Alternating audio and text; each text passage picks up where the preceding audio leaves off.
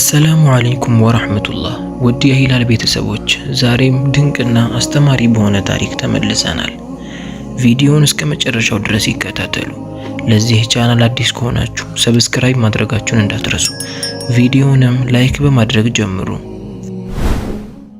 አንድ ወሊድ የተባለ ሰዎችን የሚያስተዳድር ሰው ነበር። በተለምዶ ወሊድ በማታ ሰዎች ሳያዩት ተደብቆና ተሸፋፍኖ እየወጣ የሰዎችን ሁኔታ ያጠና ነበር። የተበደሉ ሰዎችን ሐቃቸውን በማስመለስና የተቸገሩ ሰዎችን በመርዳት ይታወቃል። አንድ ቀንም ወሊድ እንደተለምዶ በሌሊት ከአማካሪዎቹ ጋር ተደብቆና ተሸፋፍኖ ይወጣል። በአንድ መንደር በኩልም እያለፈ ሳለ በድንገት አንድ አሳ አጥማጅን ይመለከታል። ያ አሳ አጥማጅ ተክዞና አዝኖ ግጥምን እየገጠመ ነበር። ወሊድም ወደሱ ጋር ጠጋ አለና ምን ሆነህ ነው ብሎ ጠየቀው።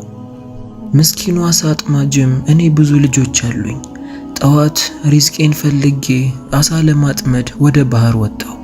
ነገር ግን ምንም አይነት አሳ መያዝን አልቻልኩም። ባዶ እጄን ደግሞ ልጆቼ ጋር መግባትን ፈራው። ምክንያቱም እነሱ እየጠበቁኝ ነው። ምን ብዬ ስገባለሁ? ለዛ ነው እዚህ ጋር ተክዤ የተመለከትከኝ አለው። ወሊድም የአሳ አጥማጁን መቸገር ሲያይ በጣም አዘነለት። እንዲህም አለው፣ አብሽር አትዘን፣ ነገ ውጣና አሳን አጥምድ። አሳ ስታጠምድ ከባህር ውስጥ የወጣው ማንኛውም ነገር ቢሆን አንድ ትንሽዬ አሳ ቢሆንም እንኳን እኔ ጋር ይዘኸውና እኔ በ100 ወርቆች እገዛሃለሁ አለው። አሳ አጥማጁም በወሊድ ሐሳብ ተደስቶ ተነስቶ ወሊድን አቀፈው። በዛኑ ሰዓትም ወደ ባህር ወጥቶ ለማጥመድ መሞከር ጀመረ። መረቡንም አሳ ከያዘ ብሎ ወንዝ ላይ ጣለው። ብዙም ሳይቆይ ነበር ወጥመዱ ክብደትን ያሳየው። አሳ አጥማጁም ብቻውን መጎተት ስላልቻለ የመሪው አማካሪዎች ያግዙት ጀመር። ከውስጡ የወጣው ተለቅ ያለ ሳጥን ነበር። መሪውን ባለው መሰረት ሳጥን ውስጥ ያለውን ነገር ሳያይ 100 ወርቅን አውጥቶ ሰጠው። ሳጥኑንም ወደ ቤተ መንግስት ይዛችሁልኝ ሂዱ አለ። ሳጥኑ ለየት ያለና ትልቅ ነበር። ውስጡንም ከፍተው ሲመለከቱት አንድ ሴት ልጅ ነበረች። በህይወት አልነበረችም። ተገድላ በሳጥን ተደርጋ ወንዝ ላይ ተጥላ ነው። ወሊድም ይህንን ሲመለከት በጣም ደነገጠ። ምን አይነት ግፈኛ ሰው ቢሆን ነው እንዲህ የሚያደርገው? ይህንን መጥፎ ተግባር ያደረገውን ሰው ይዘህልኝ ልትመጣ ፈልጋለሁ፣ አሊያ አንተን ነው የምገድልህ። 3 ቀን ብቻ ነው የምሰጥህ፣ ገዳዩን ይዘህልኝና ብሎ አማካሪውን አዘዘው። አማካሪውም ወሊድ ከበድ ያለ ትዕዛዝን ስላዘዘው በጣም አዘነ። ገዳዩን ከየት ነው ማገኘው ብሎ አዝኖ ወደ ቤቱ ተመለሰ። በቀጣዩ ቀንም ወደ ገበያ ወጥቶ ያንን ሰው ያፈላልገው ጀመር። ሚስቱን ገድሎ ባህር ውስጥ የጨመረው ማን ነው? ስለሱ የሰማችሁ ሰዎችም ካላችሁ ንገሩኝ እያለ እየተዘዋወረ ሰዎችን ሁሉ ይጠይቅ ጀመር። ነገር ግን አንድም ፍንጭ አላገኘም። በዚህም 3 ቀኑ ሞላ። 3ኛውም ቀን እንዳለፈ ንጉሱ ያንን አማካሪ ይዛችሁልኝ ነው ብሎ አዘዘ። አማካሪውም እያዘነና አንገቱን ደፍቶ ወደ መሪው ጋር ሄደ።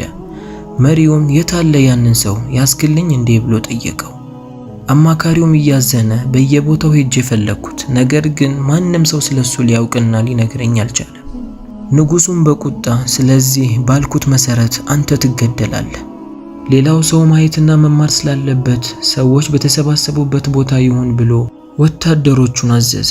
ንጉሱም ባለው መሰረት ሰዎች በተሰባሰቡበት ቦታ ያንን ምስኪን አማካሪ ወደሚገደልበት ቦታ ይዘውት ሄዱ። በዚህም ሰዓት ነበር አንድ ወጣት እየሮጠ ወደዛ ወጣና እሱን እንዳትገድሉት፣ እሱ ንጹህ ነው፣ ያቺን ልጅ ገድዬ የጣልኳት እኔ ነኝ ብሎ መመስከር ጀመረ። በዚህም አማካሪው እሱ ከመገደል መዳን ቻለ። በአማካሪውም ቦታ ያንን ወጣት ሊገድሉት መዘጋጀት ጀመሩ። ነገር ግን አሁንም ወዲያውኑ አንድ ሽማግሌ ወጣና ወጣቱን እንዳትገድሉት፣ ያቺን ሴት የገደልኳት እኔ ነኝ ማለት ጀመረ። ወሊድና እዛ ጋር የተሰባሰቡት ሰዎች ሁሉም ግራ ገባቸው። ወጣቱም አይኔን የገደልኩት ይሄ ሽማግሌ ምንም አላደረገም፣ በእኔ ቦታ ሊተካልኝ ፈልጎ እንጂ እኔን የገደልኳት እኔ ነኝ መገደል ያለብኝ አለ። ነገር ግን ሽማግሌው እሱ ምንም አላደረገም፣ የገደልኳት እኔ ነኝ ብሎ ንጉሱን ሊያሳምነው መሞከር ጀመረ። ነገር ግን ያ ወጣት በዚህ ሰዓት ማለ፣ ወላሂ እኔን የገደልኳት፣ እንደውም ከፈለጋችሁ በዛ ሰዓት የለበሰችውን ልብስ ነግራችኋለሁ፣ ሳጥኑም እንዲህ ነው እያለ ራሱ ላይ መመስከር ጀመረ። ወሊድም ይህንን ሲሰማ ሽማግሌው ምንም እንዳላደረገና ወጣቱ ያቺን ሴት እንደገደላ ታወቀ። ነገር ግን ንግግሩ የሆነ ሚስጥር እንዳለው ያሳይ ነበር። ወደ ወጣቱም ጠጋ አለና ለምንድነው እሷን ለመግደል የፈለከው? ለምንስ ገደልካት? ንገረን እስቲ ብሎ ጠየቀው። ወጣቱም እንባ እየቀደመው እንዲህ አለ። ያቺ የተገደለችው የምወዳት ሚስቴና የልጆቼ እናት ናት። አንድ ቀን ትታመምና ፖም መብላትን ፈለገች። እኔም ፖምን ለመግዛት በየመንደሩ ተሽከረከርኩ።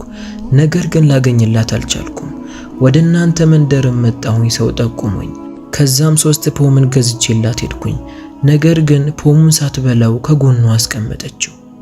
ከ2-3 ቀን በኋላም በገበያ ላይ እየዞርኩኝ ሳለ አንድ ባሪያ አንድ ፖምን ይዞ ሲጫወት ተመለከትኩኝ። ወደሱም ጠጋ አልኩና ፖሙን ከየት ነው የገዛኸው ብዬ ጠየቅኩት። ባሪያውም ፈገግ አለና ይህን ፖም ገዝቼው አይደለም፣ የምወዳትና የምትወደኝ ልጅ ሰጥታኝ ነው አለኝ። ወጣቱ መናገር አቅቶት ማልቀስ ጀመረ። ወሊድም አይዞህ ቀጥልልን እስቲ ከዛስ ምን ሆነ አለው።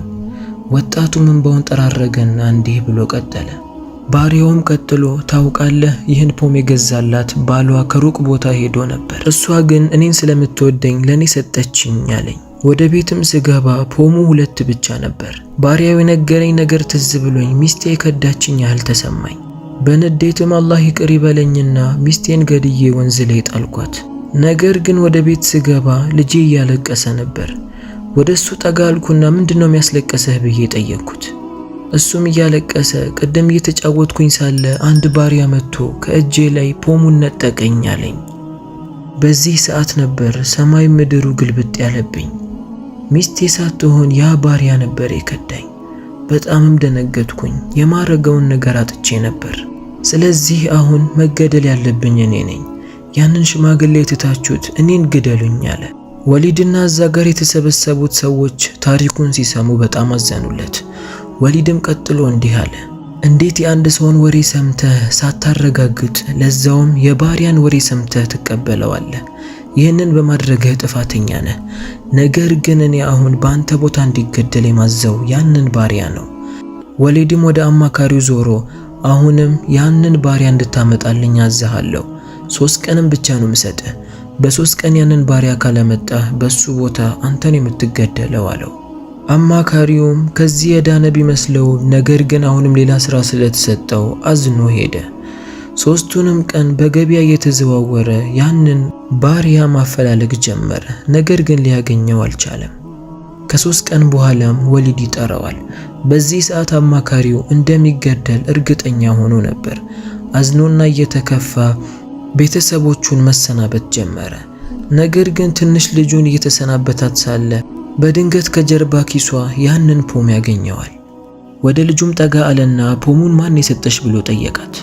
ልጅቷን ቤታቸው ወዳለ ባሪያ እያሳየችው እሱን የሰጠኝ አለችው።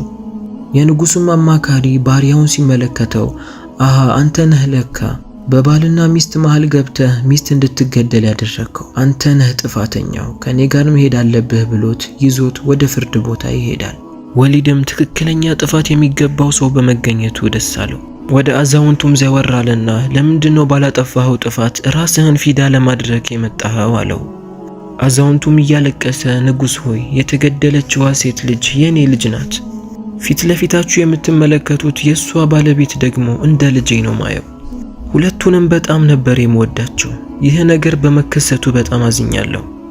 ነገር ግን አማካሪህ ያለ ቅጣቱ እንዲገደል አልፈለኩም። ለዛ ነው ነፍሴን ፊዳ ለማድረግ የወሰንኩት አለ። ንጉሱም የአዛውንቱን ንግግር ከሰማ በኋላ ትንሽ ፈገግ አለ። ወደ አማካሪውም ጠጋ አለና አንተ ሰው 2 ጊዜ የምትሞትበትን የሆነ ስራ ሰጠሁክ፣ አንተ ግን በሁለቱም ጊዜ ዳንክ። ይህ የሚያሳየው ልብህ ንጹህ መሆኑን ነው። ከዚህ በኋላ አንተም ይህ ወጣትም አዛውንቱም ነፃ ናችሁ። ነገር ግን ያ ሚስቱ የገደላትን ወጣት ሌላ ቅጣት እንዲቀጣ አደርጋለሁ። የሞት ፍርዱ የሚገባው በባልና ሚስት መሃል ገብቶ የበጠበጠው ያጣላና እንዲገዳደሉ ያደረገውን መጥፎውን ባሪያ ነው። አንድ ሰው ዋሽቶ ከመዋሸቱም አልፎ በሰዎች መካከል የሚያበላሽና የሚያጣላ ከሆነ ከበድ ያለ ቅጣትን ሊቀጣ ይገባል። ሱብሃንአላህ። ከዚህ ታሪክ የምንረዳው ትልቅ ቁም ነገር አለ። ምንጊዜም ቢሆን ለመፍረድ መቸኮል የለብንም።